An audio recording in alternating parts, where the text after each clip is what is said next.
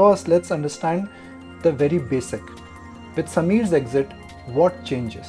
Sameer's exit is, I think, being misunderstood. He continues to remain a long-term shareholder. He still holds about 9.8% of the company, and in that sense is a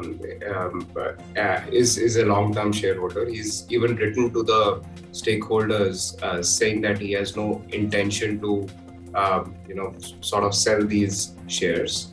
We started an institutionalization process 2 years ago. This was a very important, vital step for that institutionalization to move on, for us to be able to draw a very strong line between ownership and management.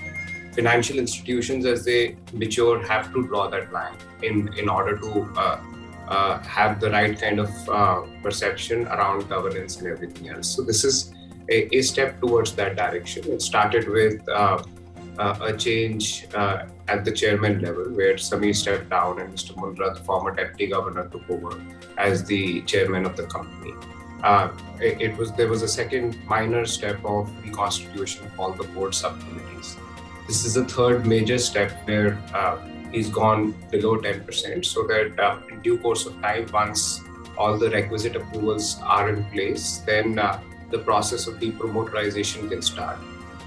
We're very fortunate that we have a couple of investors who come into this purchase who have a long-term relationship with Indiabulls, and therefore we hope that we can continue with our relationship with them. And as in the past, slowly we've scaled up the relationship. In this case also, we are able to scale up.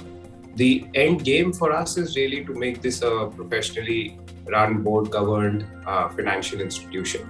And it will have significant financial investors. Sameer would be one of them, and there would be other financial institutions which would continue to remain financial investors. As a traveler, I'm finding it difficult to get a room in a resort or a hotel room. Looks like India is on a move once again, and so far, touch wood, the Omicron virus has not kicked in any kind of a cancellation. What is happening at Mahindra Holiday Resorts? Book to capacity, book to brim? At Mahindra Holidays and Resorts, we have seen great momentum in October and November. We were at about 79% occupancy.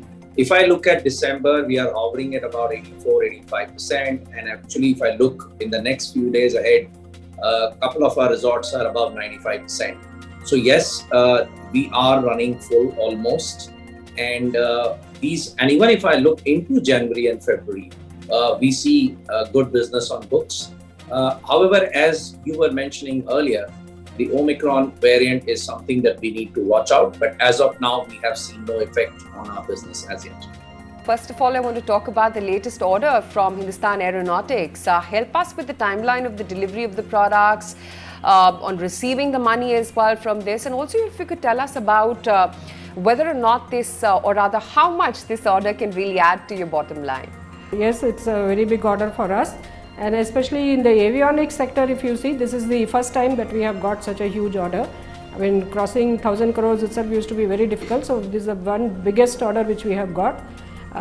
It consists of various subsystem LRUs, including the very critical digital flight control computer, air data computers, three different types of weapon computers, the flighters display unit, and other LRUs. So it's a really very challenging LRUs which we are now going to supply against the LCA program, and we are really honored and pleased to receive this order. As far as the top, as you were asking, we will not be able to specifically comment on the bottom line or the margins that we have got in this order, but we would like to just make a mention that it is not a very strained one. It is quite good. And we overall, whatever we have been telling, that overall we will be maintaining a margin of EBITDA of about 22 to 24%. We still maintain that, and the turnover about 15 to 18% of growth.